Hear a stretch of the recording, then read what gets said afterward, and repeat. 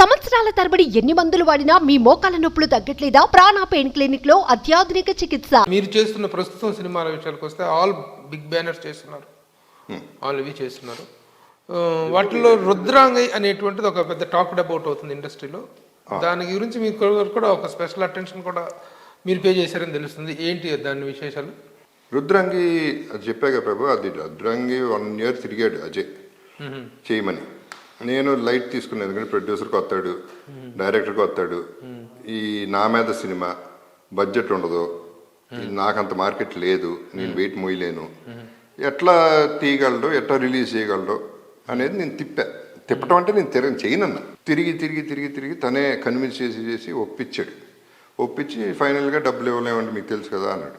డబ్బులు ఎవరైనా నాకు తెలుసులేవా, అది కాదు, నేను సినిమా కోసం చేస్తాను, నాకు సినిమా నచ్చింది, నువ్వు నచ్చావు, నువ్వు చేస్తావని నమ్మకం నాకు ఉంది అని చేశాను. I'm hoping, I have a lot of hopes in that film. నేను హీరో కాదు కానీ దాంట్లో I'm the main character. Negative 100% negative. కాకపోతే ఈజ్ అ కల్ట్, ఇదో కల్ట్ ఫిల్మ్. రుద్రంగి మీద నాకు నమ్మకం ఏంటంటే నా క్యారెక్టరైజేషన్ కొత్తగా ఉంది, లుక్ కొత్తగా ఉంది. భీమ్రావ్ దేశ్ముఖ్ అనే దొర క్యారెక్టర్, తెలంగాణ దొర. టైం పీరియడ్ సార్ట్ ఆఫ్ ఒక 1960s. Historical period, not historical, time period. It is a violent family drama, గడిలో జరిగే ఒక డ్రామా. సో నా నమ్మకం ఏంటంటే ఇవాళ ఆడియన్స్ థియేటర్కి రావాలంటే వాళ్ళని ఏదో ఒక రకంగా అట్రాక్ట్ చేయాలి. అంటే సాలిడ్గా ఈ సినిమా నేను చూడాలి అనేది ఆ ఫీలింగ్ వస్తేనే థియేటర్కి వెళ్తున్నాడు. థియేటర్కి రావట్లేదు అనేది అబద్ధం, మనం సరిగ్గా వాళ్ళకి తీయట్లేదు సినిమా. అంటే విజువల్ ట్రీట్ కావాలి వాళ్ళకి. రుద్రాంగికి ఆ విజువల్ ట్రీట్ చూడగానే అమ్మని ఏదో ఉందరా సినిమాలో, ఏదో సాలిడ్నెస్ ఉంది, థియేటర్కి వెళ్ళి చూడాలనే నమ్మకం కుదురుతుంది, which I'm confident about.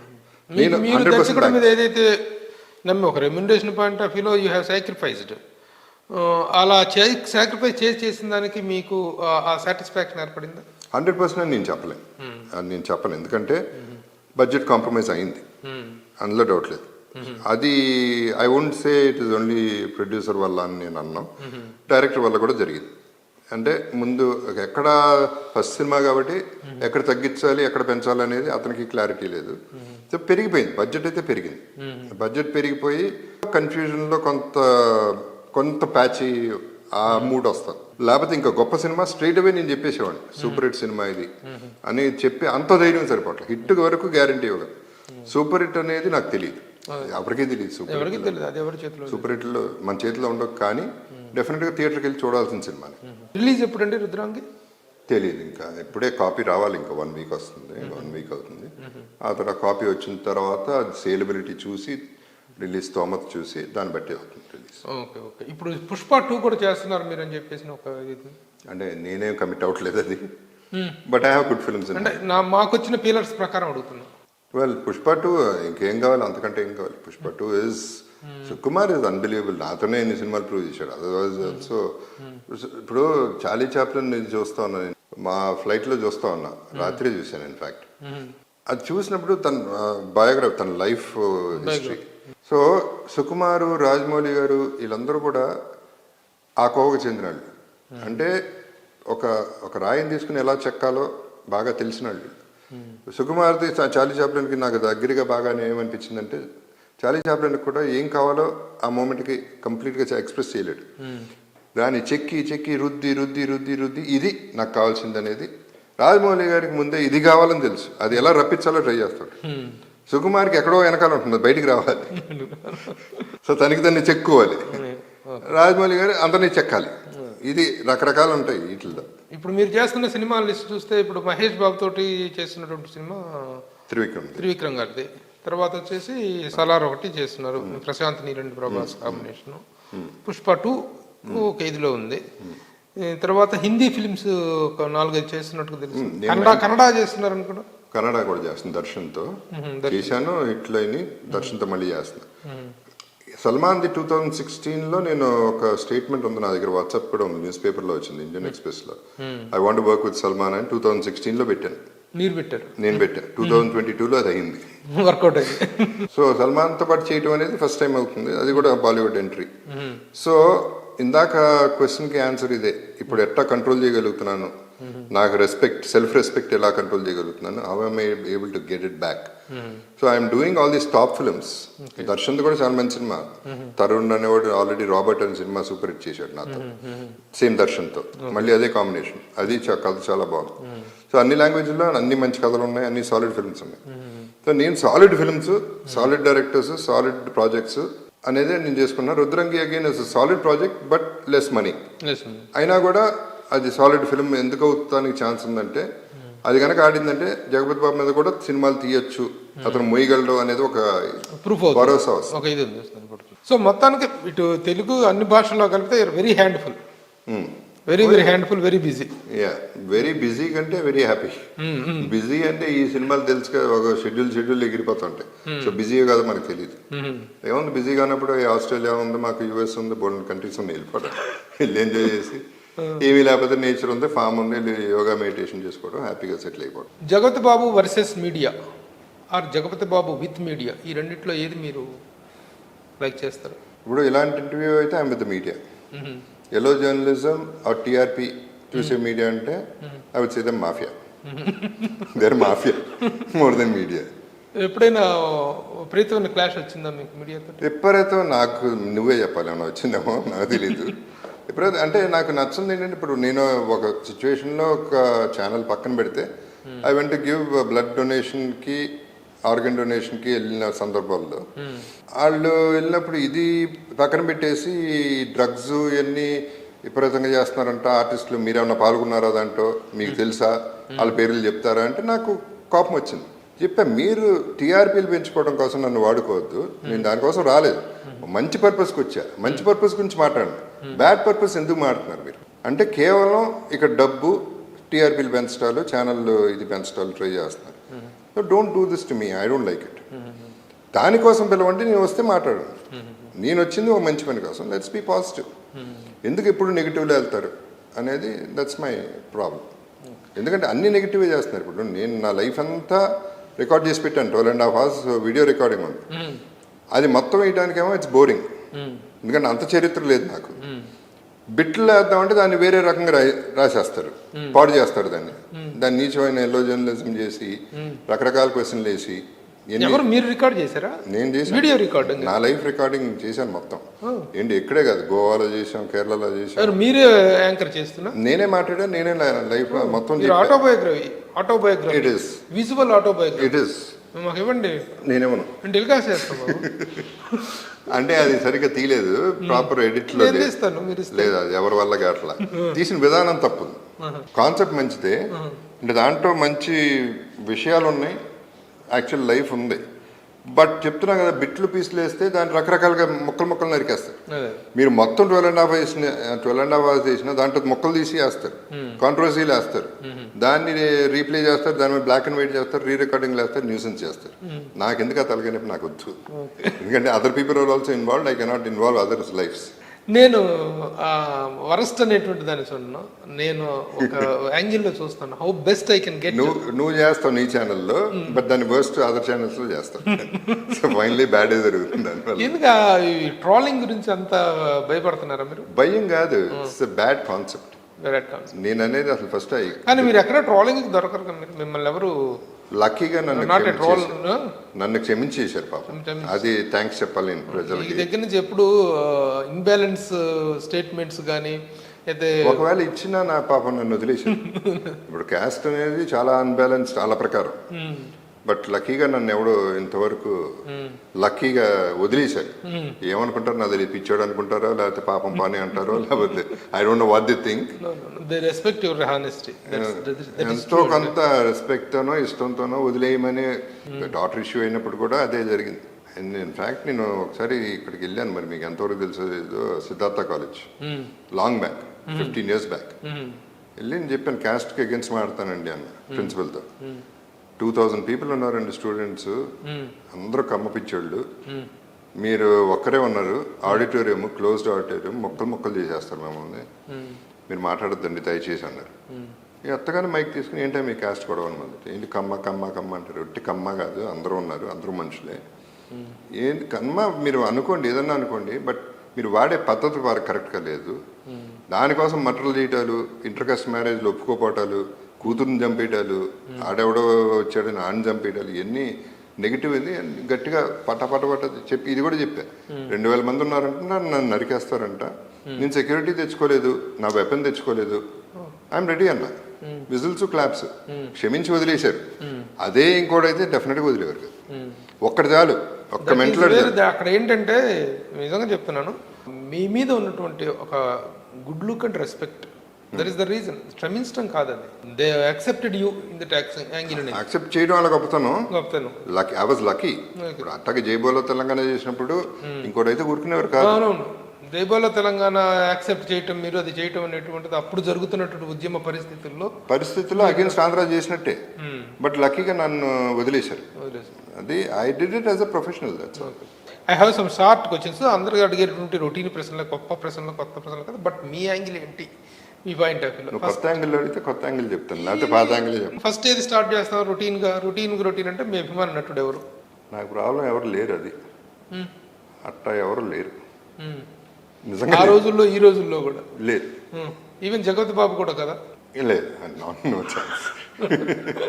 So అభిమాన నటుడు నో. అభిమాన నటి చాలా మంది ఉన్నారు, కష్టం ఒకళ్ళు చెప్పండి. అంటే ఆడవాళ్ళు అనేటప్పటికి ఇష్టం అంటున్నారు, కానీ మగవాళ్ళ గురించి చెప్పమంటే అభిమాన నటి అంటే ఏంటి సార్? చెప్పే కదా, మగాళ్ళకంటే ఆడాలంటే ఇష్టం, మగాళ్ళని కలితరమంటావా ఏంటి? అభిమాన నటి అనేటువంటి దానికి మీరు ఇచ్చే ఒక సింగిల్ వర్డ్. హీరోయిన్ పేరు కష్టమే, ఎందుకంటే చెప్తున్నా సౌందర్య డెఫినెట్ గా వన్ ఆఫ్ ద పర్సన్స్. అదే అంటున్నా, అందరూ నేను అబద్ధం చెప్పట్లా, ఐఎమ్ నాట్ బీయింగ్ డిప్లొమాటిక్. ఇప్పుడు సౌందర్య ఒక పద్ధతిలో as a genuine person and genuine friend Soundarya. Ramya Krishna is a great friend and great actress, నాకు అభిమానం. అట్లా కొంతమంది I would say, I cannot point out this.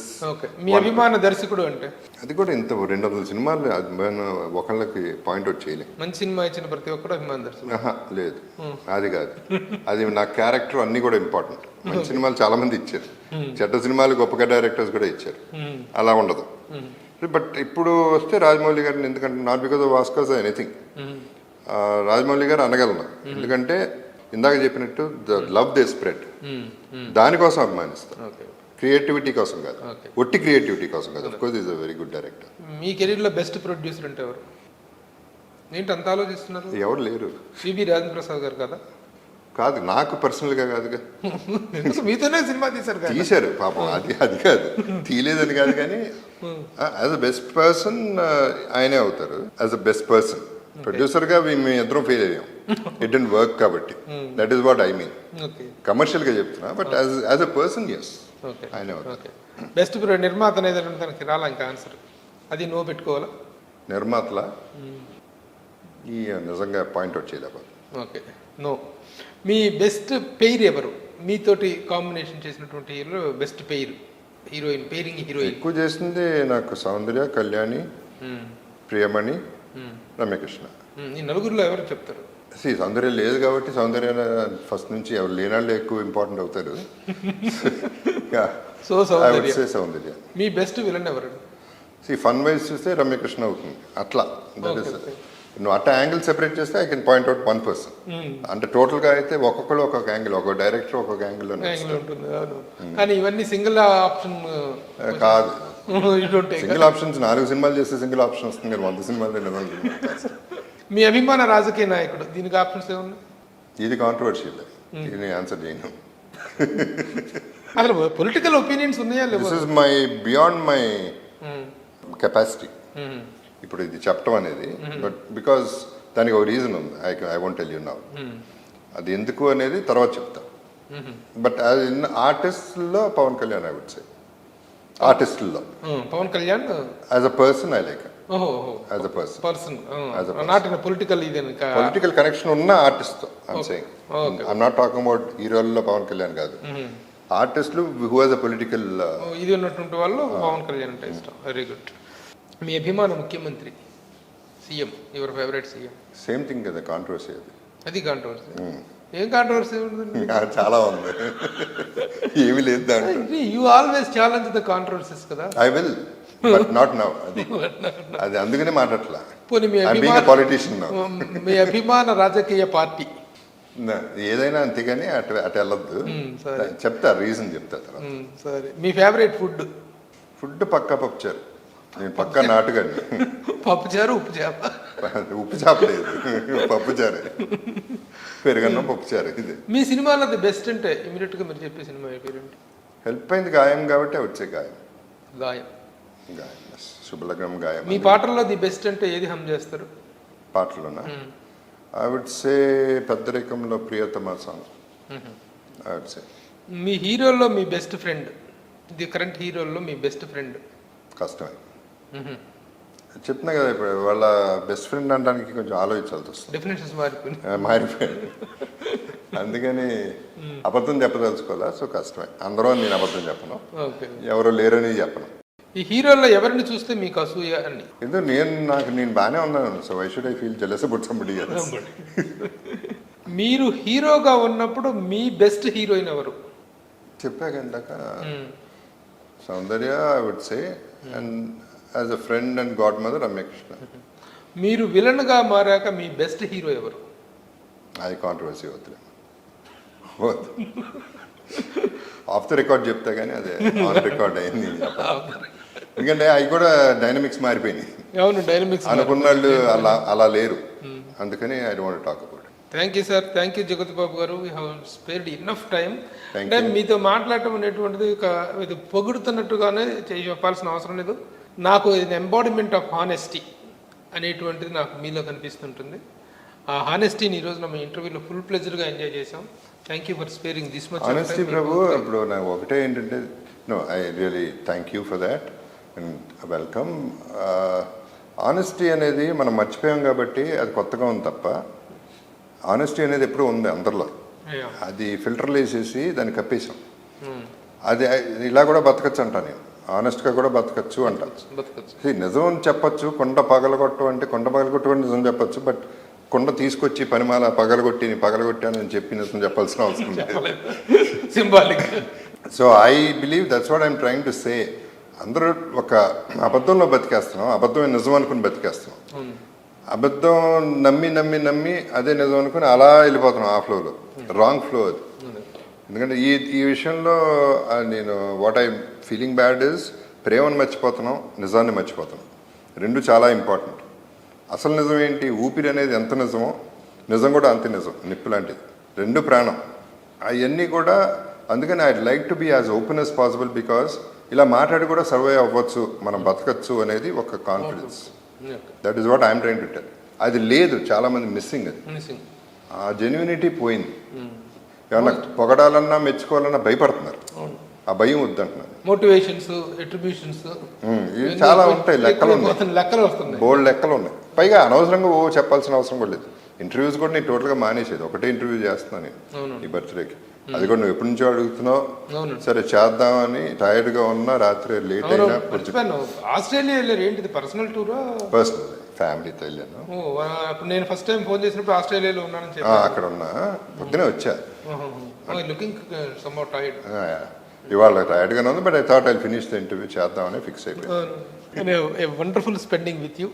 ఇది మా సుమన్ టీవీ ప్రేక్షకులకు కూడా మంచి ఒక ఎంటర్టైనింగ్ ఇంటర్వ్యూ అవుతుందని ఎక్స్పెక్ట్ చేస్తున్నాం. Thank you very much for Suman TV కూడా వెల్కమ్.